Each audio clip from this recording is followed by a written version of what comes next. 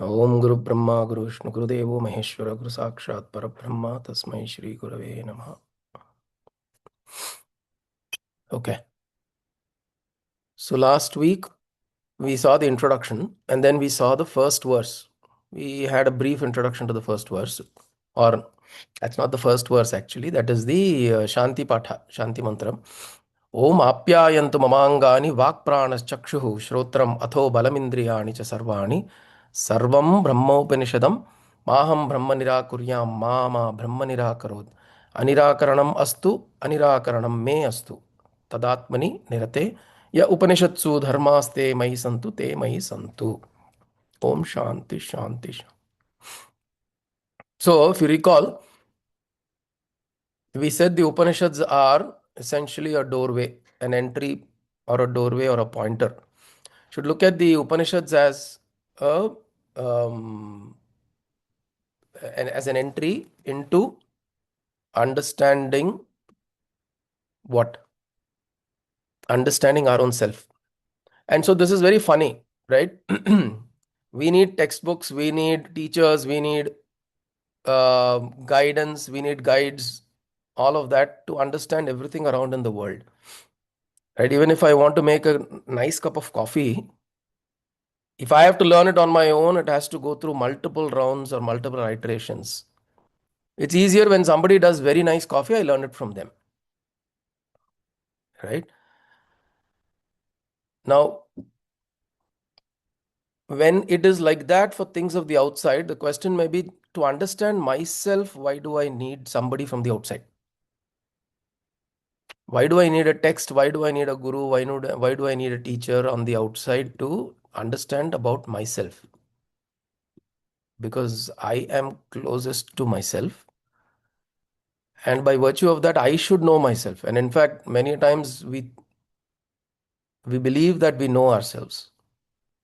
And sometimes we ourselves are curious, do I really know myself? நானா அப்படி பண்ணேன்? Did I end up thinking like this? Was I the one who did like this?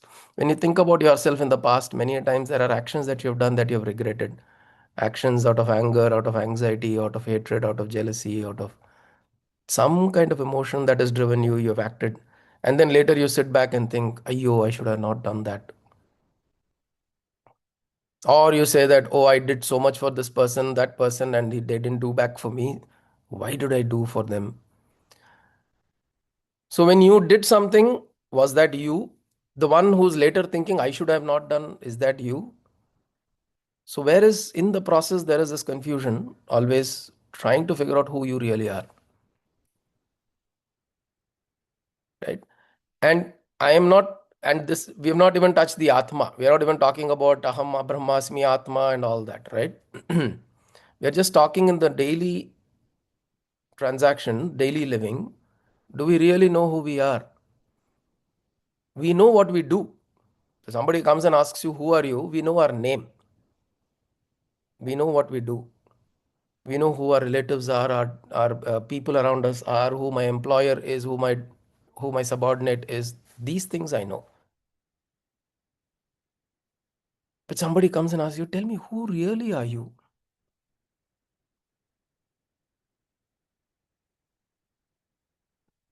Right? And then if that thinking starts kicking in, who are you really? Tell me, who are you? This reminds me of the Onion movie. Movie, last scene, there is this where he changes. I don't know those who have seen the Onion movie. Vikram has acted very beautifully. The last scene, he changes. He's a schizophrenic, he's got a multiple personality disorder. And just 1 second. So he's got this multiple personality disorder, and he shifts personalities. And somewhere towards the end, the personality shift happens so rapidly. The police inspector who's holding him captive, he gets confused completely. Suddenly he'll act as though you are not to go, please, please let me go, and then suddenly he'll stand up and then he'll beat him. So he'll keep switching those personalities, and the police inspector will go really crazy. It's a very interesting scene. So a lot of times we ourselves don't know who are we. There are so many personalities inside me, and those personalities are revealed by the people we are engaging with also. See, imagine, think about it. When your own child, when it's very small, little baby, innocent baby, what is that personality of yours? It pulls out, right? It pulls out that personality, compassionate personality of you, right? Acho என்னோட குழந்தை, that feeling, that the vatsalya bhava that comes out from you, not from somebody else, that comes out from you. But the same child, when it grows 10 years, 15 years later, or 20 years later, the same child causes you pain. The pain comes out from the same child. Anger is generated from you because of the same child. Anxiety is generated from you because of the same child. So there are different facets of you that gets revealed to yourself. I didn't even know. And then a lot of times we go around telling people it is because of you I have become like this. We do this, right? I was, before marriage, I was such a docile, such a nice person. என்ன அப்படி ராட்சசியா மாத்தினதே நீங்க தான் அப்படின்னு. I've turned into this demoness because of you. So all of these personalities that are within us, we really don't know, right? So when somebody comes and asks you very sincere question, I just want to know, who are you? And then forget the person who's asking. Then if that question stays with you, who am I really? Who is it? Who is this here? Who is this person here? Am I this person who's interacting with my friends in a particular way? Am I this person who's sitting and engaging with my children in a particular way, my husband in a particular way, my in-laws in a particular way? Who is this individual that's operating here? this this engagement with yourself is what the Upanishad is leading us to. The idea of the Upanishad is to bring you to this place where you start questioning this to yourself in a very, very sincere way. Not the various personalities that you are, and you're not trying to answer to somebody else on the outside. Why do we need? So, going back to that question, why do we need a teacher or a book or a text or a spiritual master or whatever like that to know about myself? It is because we have never sat down and thought about ourselves in that way. We think we know ourselves until we get surprised by ourselves.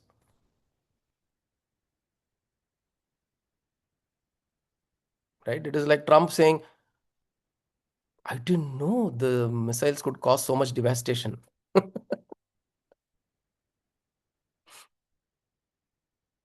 Right? He's the one who presses the button and he himself says, oh my God, it has caused so much destruction. அடப்பாவி, நீ தானடா பண்ண அப்படின்னு.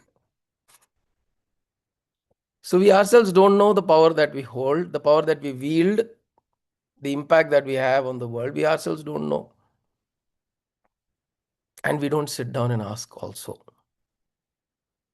We don't sit down and sincerely look at ourselves and ask that question. That is why we need somebody from the outside or something from the outside to prompt us to go inwards and look inwards. And as I said the other time, going inwards doesn't mean you start looking at your liver, your kidney, your heart, lungs. No, that is not the inwards. The inwards is the personality, the person, the individual, the identity that is there here. What is it? What is it? That is the invitation that the Upanishads give. And why do we need something like an Upanishad or a teacher or something like that from the outside? Is because that is the only thing from the outside pushes you inwards. Everything else draws you outwards. Imagine in your own life, when you're seeing something, your eyes are drawn outwards. When you're listening to something, your ears are drawn outwards. Your ears cannot hear the blood flowing in your veins, can it? Can your ears hear the blood flow in its veins? Your own ears that are so powerful, so keen. Kalpaka will be able to tell you when the Shruti changes a little bit. and there is a little bit of change in tone, she'll be able to catch and tell you, because her ears are trained so beautifully well to catch the nuances of sound.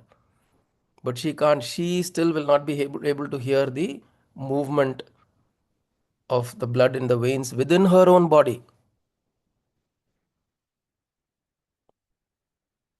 right? Of course, sometimes when your stomach is not well, even people outside can hear that sound. But I'm saying even your own ears cannot hear your own flows in the body that's happening. Your own eyes cannot see inside. It cannot see the organs inside. Your own eyes, right? That is able to see everything, cannot see your, there's no way, there is no mechanism for it to turn inwards and see the organs here. Your own sense of touch and feel, you cannot feel your intestines, you cannot feel your lungs, you cannot feel your heart. You cannot. Which means all the senses that you have are outward drawn. There's something very important that we need to know. It is very, and this is the basis of this Upanishad also. All our senses are outward drawn. My sense of taste, I cannot taste anything from within. I cannot taste my own tongue unless you put something on it.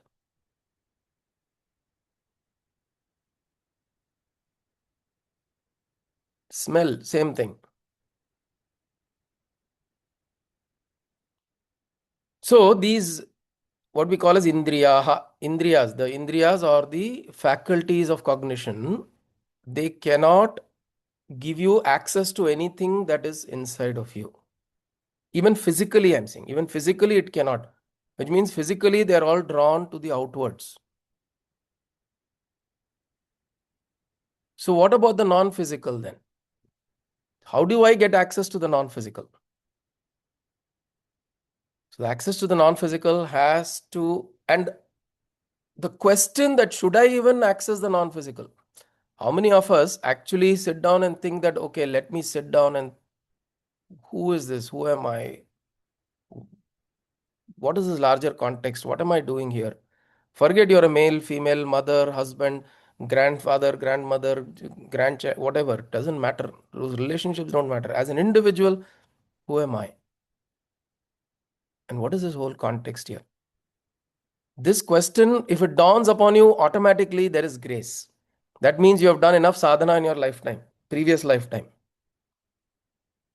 This is what happened to people like Ramana Maharshi and Arunagirinath and so many different masters in history. Historically, these things, these questions have come in them automatically out of their own strong drive from inside, from even for Buddha, for example.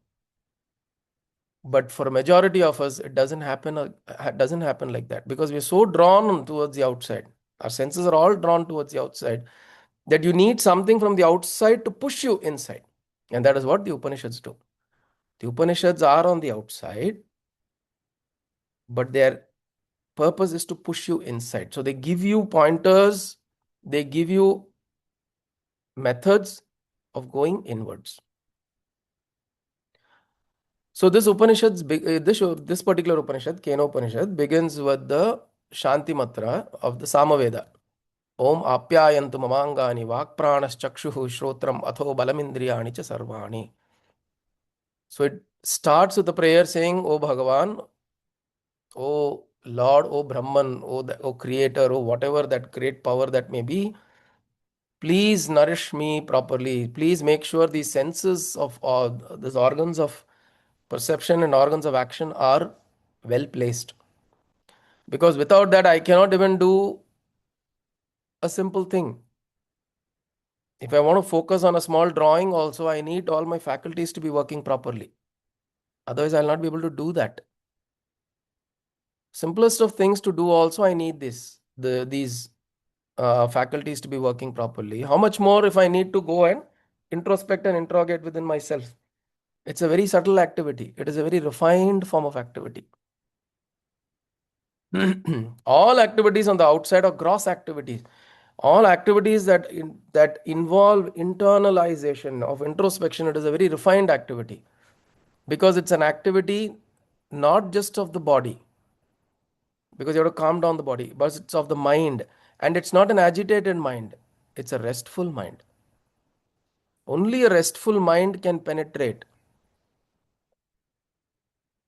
If you have to really penetrate and go deep into something within you, you have to go and use your mind as a tool to penetrate into your consciousness, into your processes that are happening here, the energies and the flow and all of that. You have to peer deep inside. Your mind has to be in a really rested state. You cannot have an agitated mind to do this exercise at all.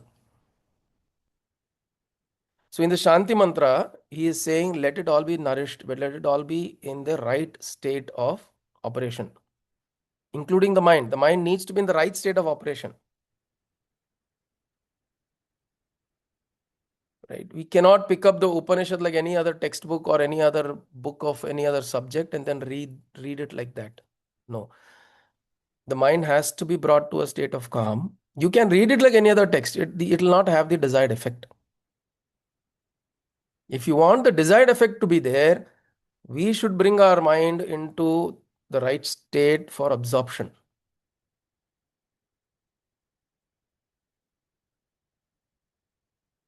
Right? So he says, Mamangani apyayantu mamangani vakpranachakshu shrotram atha balam indriyani cha sarvani sarvam brahmopanishadam. May I perceive everything here as Brahman.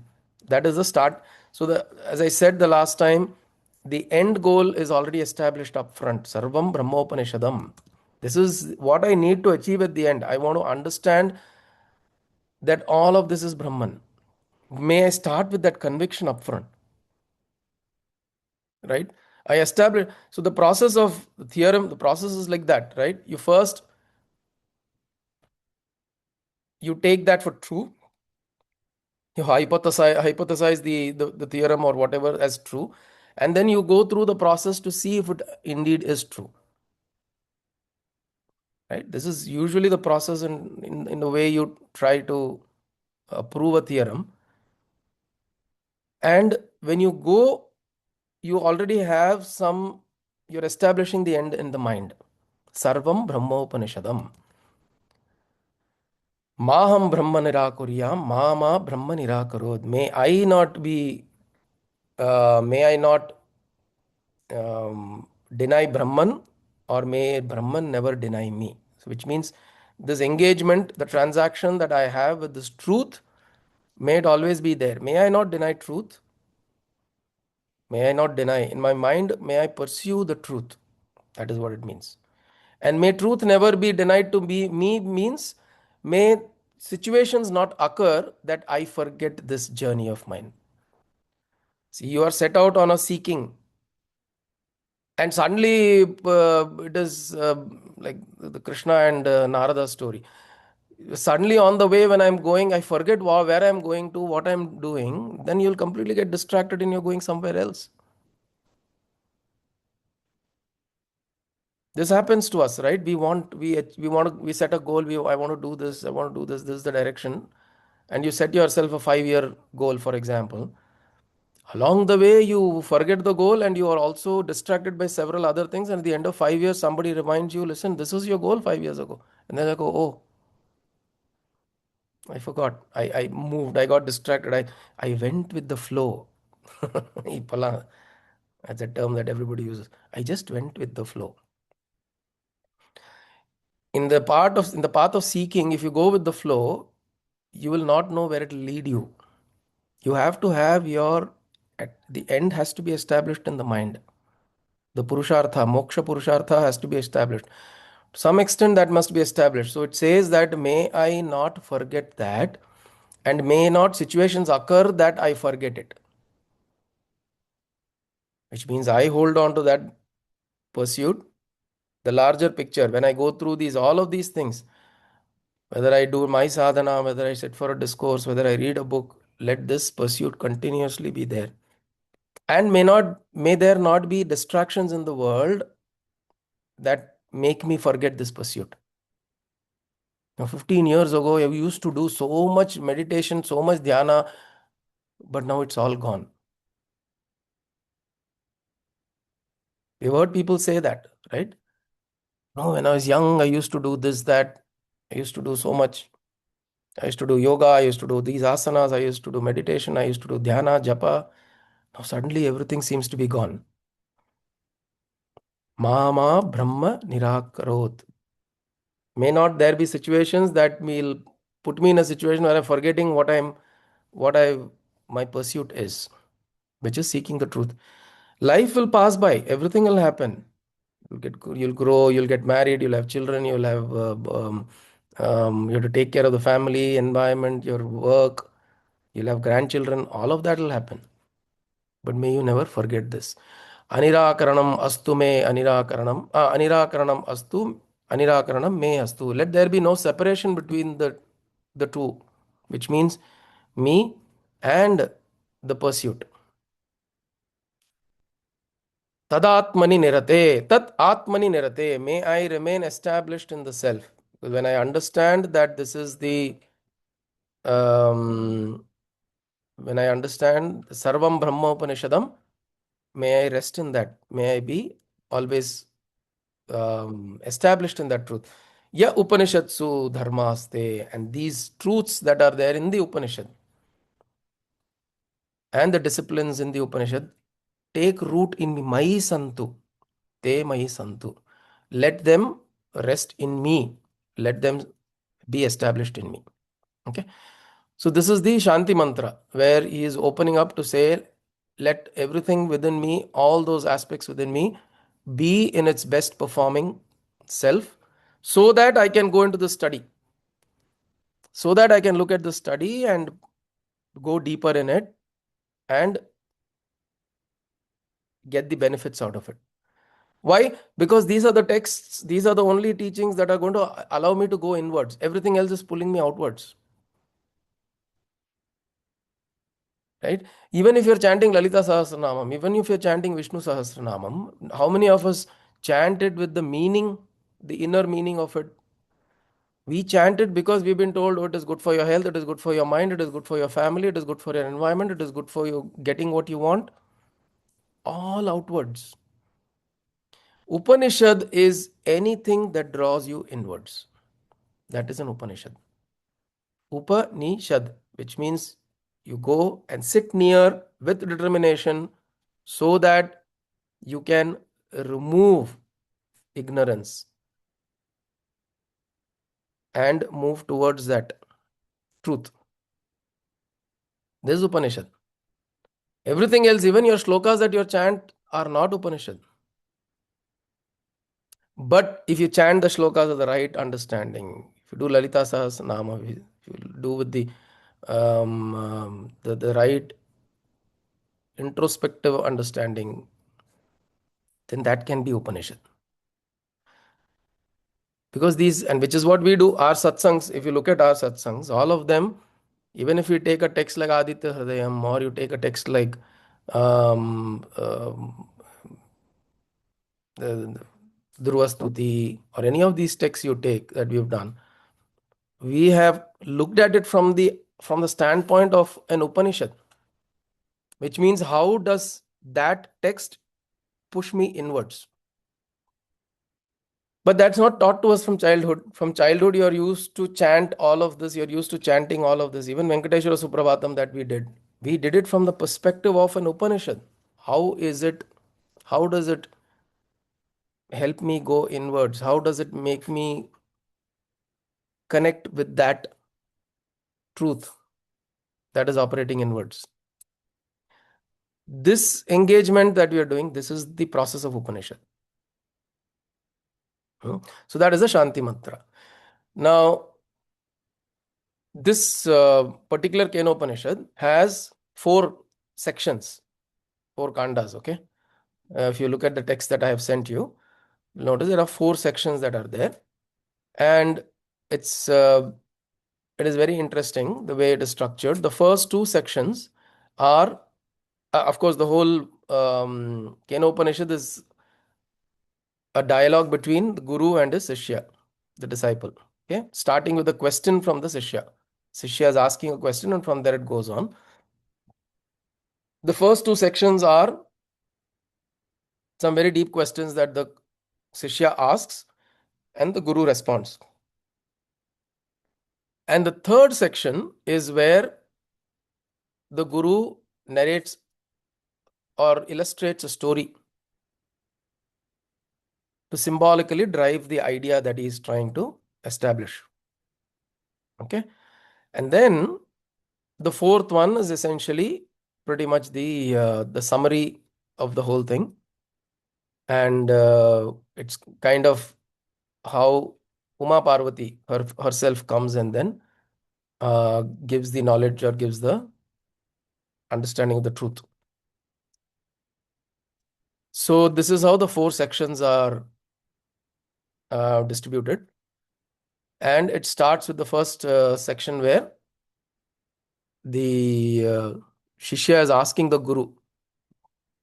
And if you look at it, the asking itself is starting off very, very tuck, and it's very direct. It's extremely direct. Kene shitam patati preshitam manaf kenah pranaf prathamah praiti yuktah. Kene shitam vachamimam vadanti chakshuhu shrotram ka u devo yunakti. That is the first word of this Upanishad is Kena. By who? Yarnala. By who? And that is why the Upanishad is called Kena Upanishad. And if you recall the other Upanishads, if you have heard, read, listened to, etc., several Upanishads have this kind of a dialogue going on. Right? Take Kathopanishad, for example. It's a dialogue between Nachiketa and Yama. Prashno Upanishad, the name Prashna Upanishad, Prashno Upanishad. There are 6 questions that the disciples ask the Guru, Pipalada. Then Chandogya Upanishad also, there is a question answer between the son and the father. But it's more like a Guru Shishya relationship there. Uddalaka and Vachashravas. And then Kenopanishad is between a Guru and Shishya.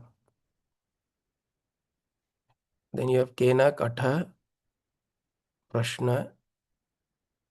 Mandukya also, there is a question answer. So several Upanishads follow this structure of question answers because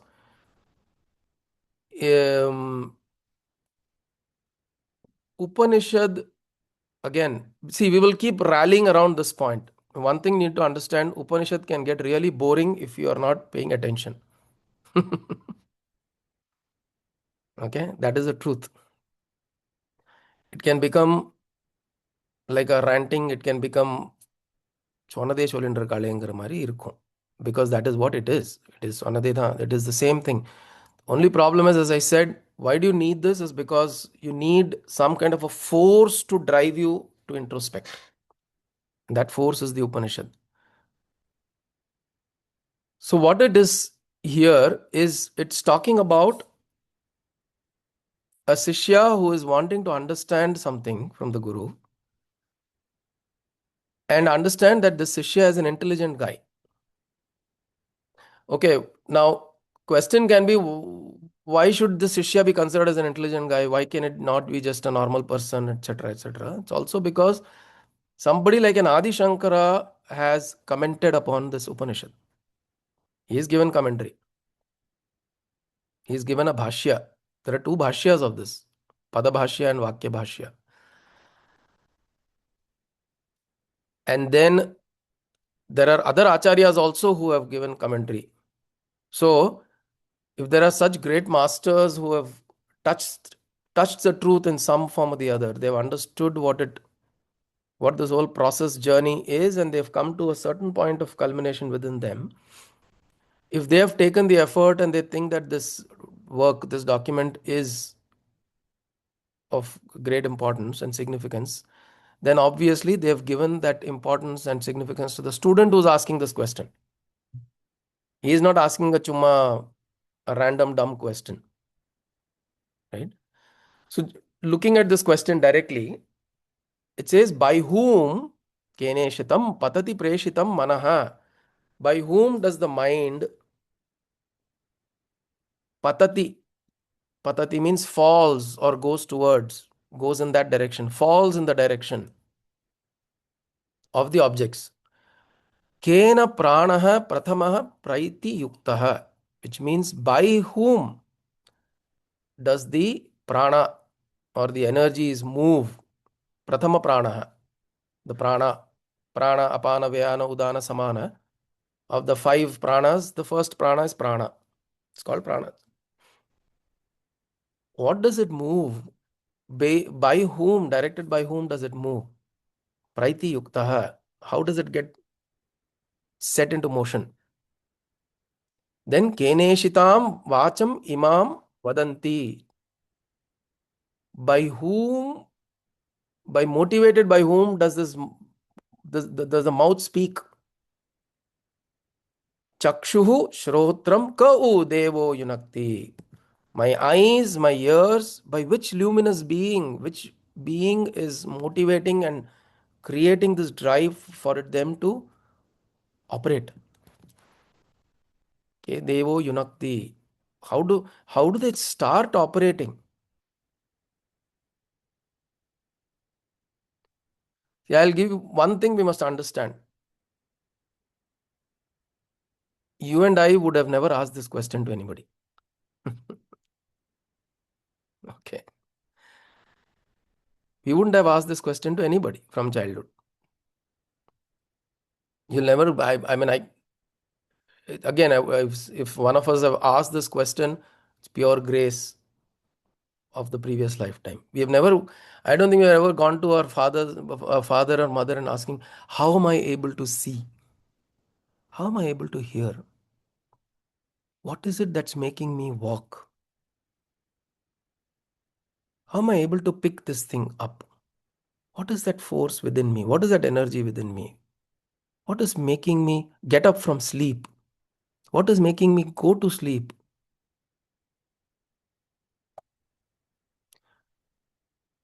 So we can give it to the boy here that he is asking questions that are so profound that we have not asked such questions, and not from the outside. So see, because this question can have very, very straightforward, simple answers. You say it is you.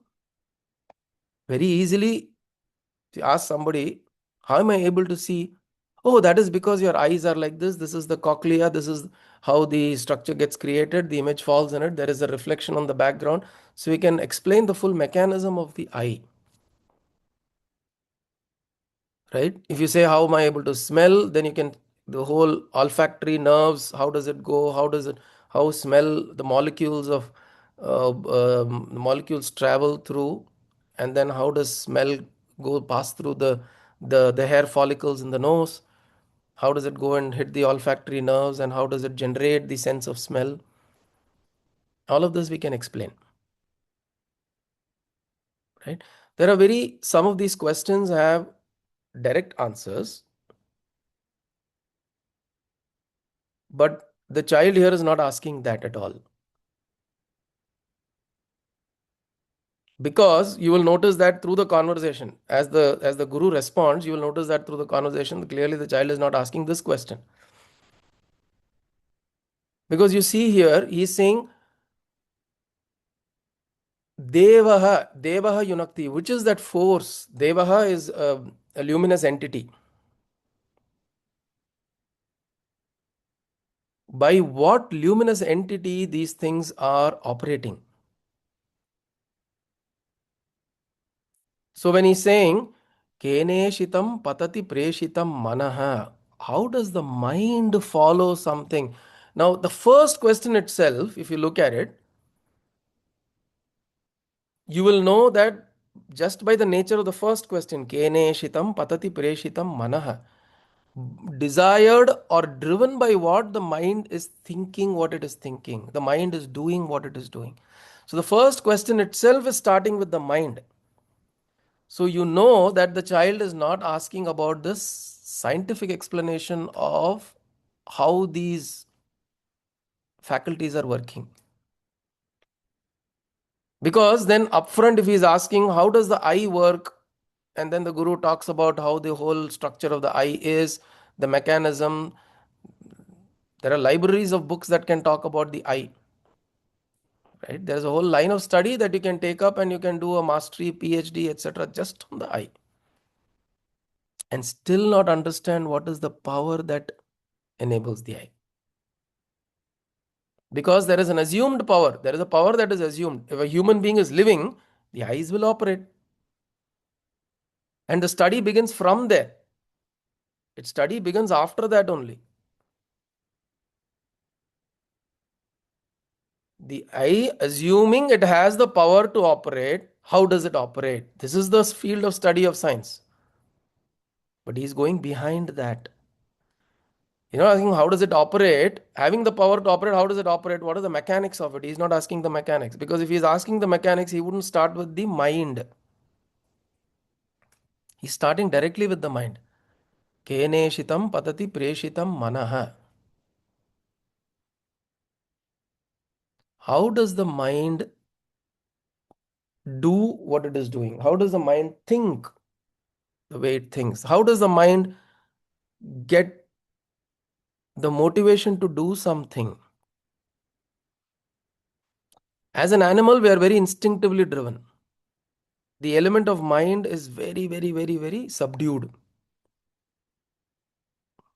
Right? The element of mind is very subdued as an animal.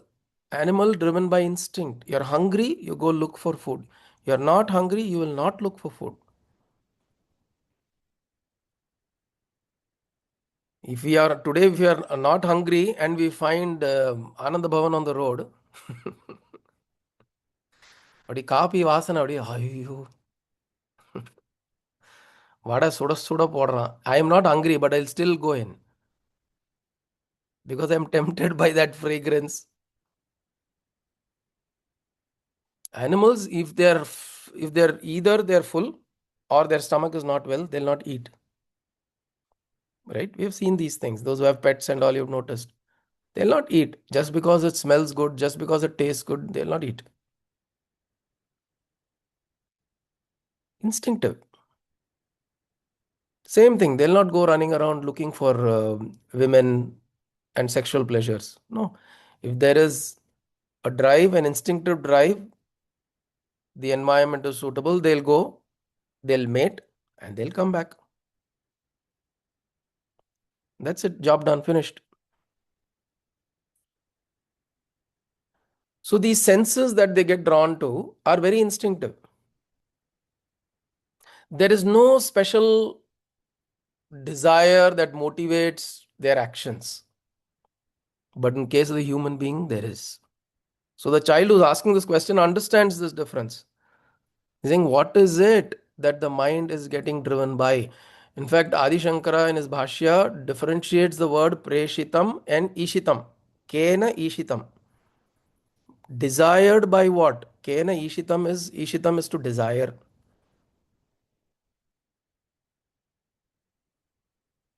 Preshitam is to be governed by, driven by. So he uses these two words and he describes and explains these two words in quite length. But again, we are not trying to go in an academic fashion here, right? The idea here is to understand what the Upanishad is offering to us and how can we use this as a pointer to direct our attention inwards.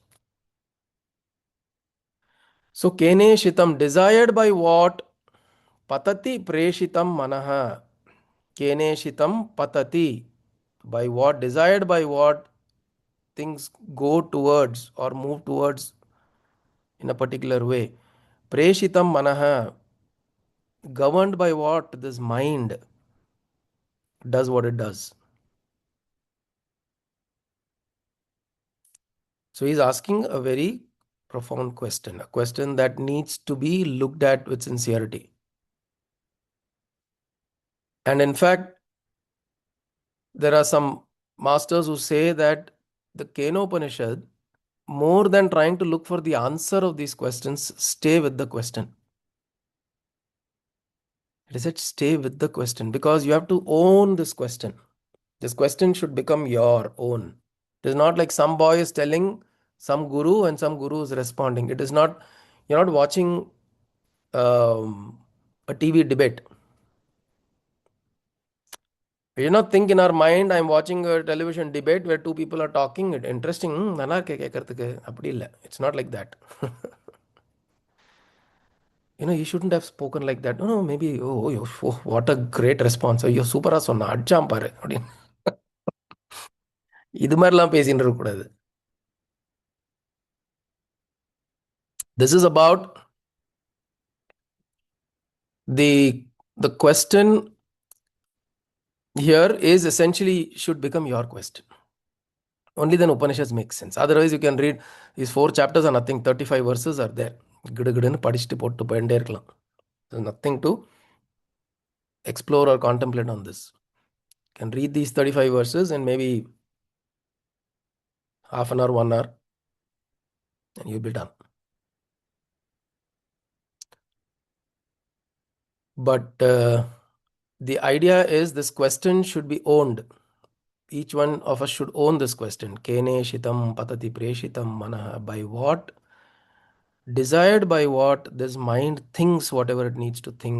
Because if you notice, when you're at sleep, this mind is not active.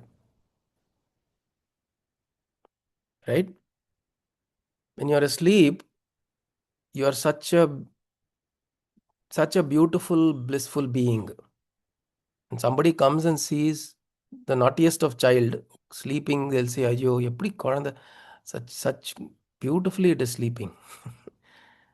Then somebody will say, okay, it's time, let us wake her up. Says, oh, no, no, please don't wake. Because the child is so beautiful and blissful only when it is sleeping. Once it's up and awake, avladhan. Domsam pannidum. The same thing with us also, grown up adults. When you are in such, um, when your mind is rested, when you're asleep,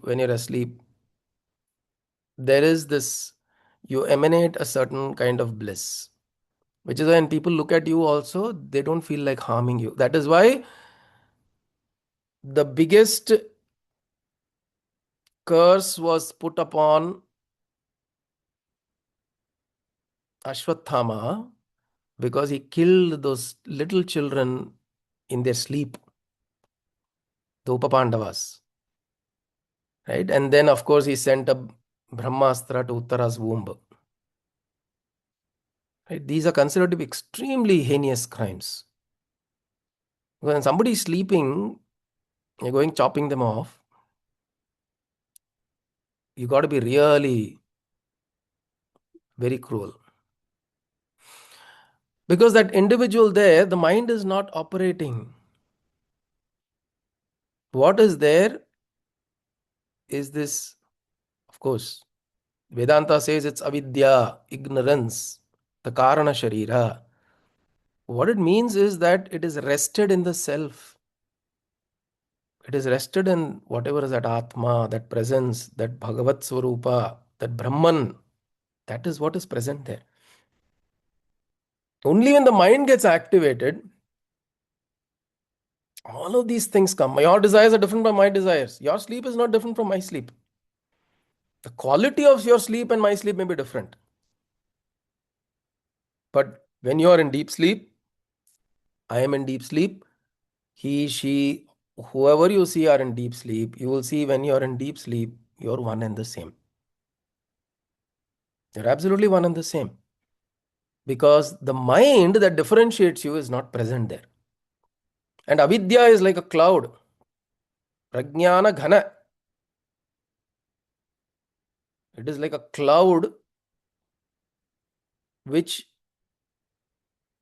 is not differentiated by you, me, it, you, me, he, she, and all that. No. But when the mind wakes up, that is where the differentiation starts coming up. Your desires are different, my desires. Your thoughts, my thoughts. Your experiences, my experiences. Your joys, your pleasures, my joys, my pains, your pains. Your suffering, my suffering. This differentiation starts coming up when the mind gets activated. Now, the question the boy is asking is how does the mind get activated? By whose directive? Who powers it? Who desires for it? Who's activating it? Kene shitam. By whom? And he asking by whom with the assumption that there is a luminous entity, there is an energy. Bakau devo yunakti. By who, indeed, by which devata does these things happen inside you? Is there somebody sitting inside who is making this thing happen?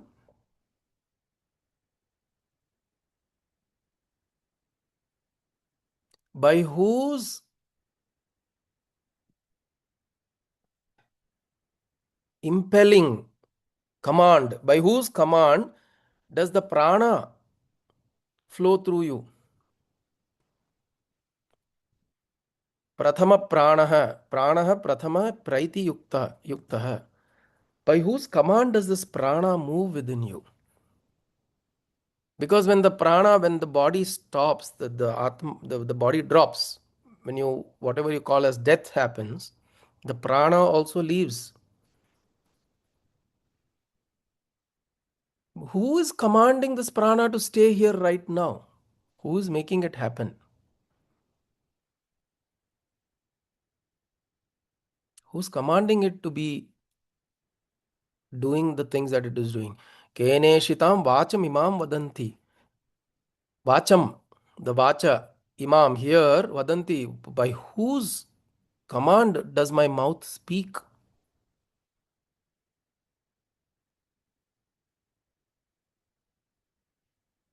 See, some people have this verbal diarrhea. And Aryame na patient, yeah, I'm not able to control what I speak. When I say if somebody is there, I speak, I continue to speak, I don't know what, and then somebody will come and say that there are terms like otavai and all that, right? Because you don't know where to stop. You start speaking, you continue speaking. You don't know where to stop, you don't know what to hold and what to speak. So we know that we are not in complete control. Something will motivate, you're sitting somewhere, and you notice people who get angry also are like that. They will speak things that they don't intend to speak, and suddenly they'll repent later. Later they'll repent, "Eh, I should not have said this, I'm sorry." Because the fit of anger, you're governed by that anger. Who's governing that speech now? Anger. When you're very loving, who's governing the speech? That karuna bhava. When you're gossiping, who is governing the speech? Gossiping about him, her, you. So there are different energies, there are different entities, there are different aspects of within you that govern your speech. Vacham imam vadanti. Kene shitam vacham imam vadanti. By whom, uh, um, um, by whose desire the mouth is speaking? It's a question to think about. Who is making this think? Chakshuhu shrotram ka udevo yunakti. Same thing with my eyes, my ears, my. Who is activating all of this? I close my eyes, I don't see anything. But the moment I open my eyes, what is that force inside me that is making me see? When your eyes are open, can you make yourself to not see? Only possible if you shift your mind. The focus of the mind goes away, then you don't register what you see. But your eyes will still see. You cannot make the eyes not see. I mean, of course, I'm not saying blindfold, put a glass on top of it. No, not that. Physically, when your eyes are open, you cannot make it not see because its field of operation is to see and it will see. It may not register in your mind what you saw. If you move your mind elsewhere, you're thinking about something else, then you may not register what you saw. But the moment your attention comes back, it's there. Whatever you're seeing is there. Same thing with your ears. Unless you physically close your ears, you cannot not have sounds fall in it. You cannot, that's its field of operation. So the boy is asking this question, who is making all this operate and work and function? Who is this? I probably know how it works. Sound waves coming into the ears, there is an inner eardrum, and then there are follicles that receives the sound, the waves, and then it converts into sound that the inner ear is able to pick up, and then I'm able to make sense of it as sound. Because at the end of the day, it's only sound waves. There are waves that are coming, and then your ear is translating it as sound, and then your mind is giving it meaning. This process I understand. But what is that? What is that power? What is that luminosity? Kau devaha. What is that deva or that power or that enabling factor that makes it work? These are the questions. So the boy is starting directly with the questions. It'll be interesting to see how the guru responds. He'll also not make it simple for the child, because it is not for to just make it complicated to show that I'm a great guru, so I want to make it complicated for you. It's not that. The guru will make it a little complicated so that the child starts thinking, or child already is fairly at a matured state, right, where he is thinking and he's come to this question. The guru wants to make sure that he continues that line of thinking, I don't, it's like, okay, very nice, you've come this far, I want you to go, I want you to pierce through the same kind of inquiry and go through it. I don't want to distract you. I don't want to say, oh, there is a Bhagavan, there is a Paramatma sitting who is governing all this. I don't want to tell you, oh, there is a Narayana or there is a Parashakti. The moment you give some of these words, which is why Upanishads are very beautiful in that sense, they are very, very, very personal, very personal. You can really sit with them, process them as though it's talking to you, keeping all the other ideas outside. It's talking to you directly. Keep all these ideas outside.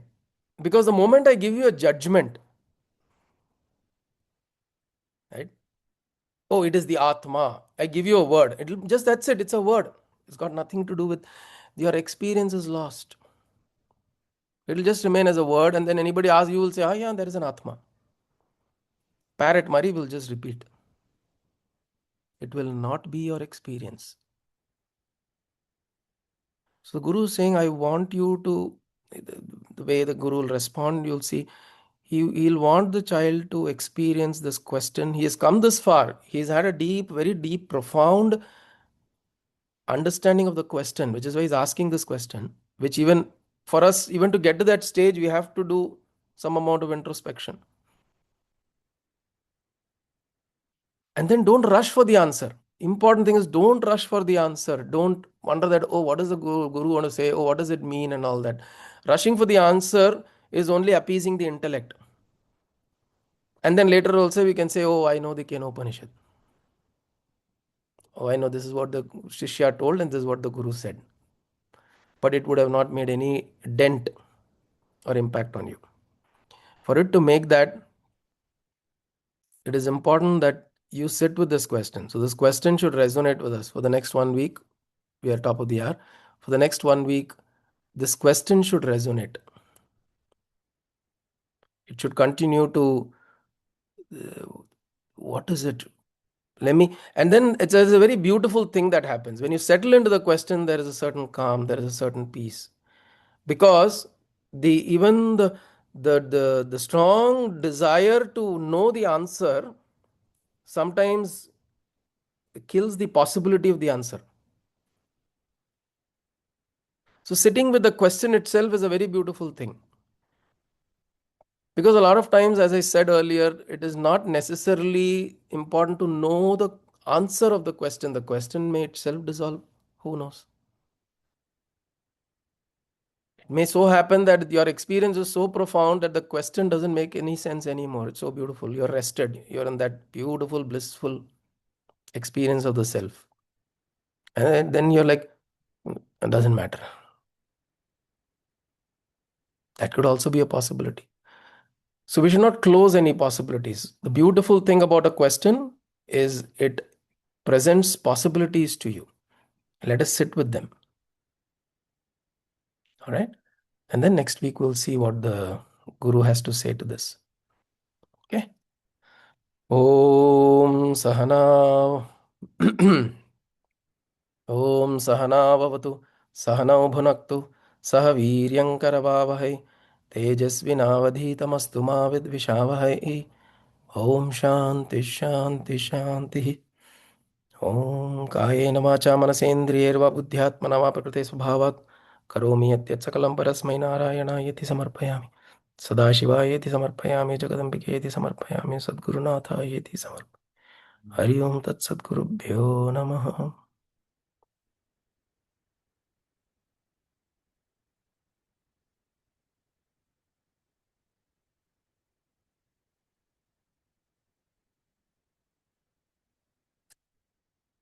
Gurudeva. Thank you, Sadhu. Hari Om Ma. Thank you.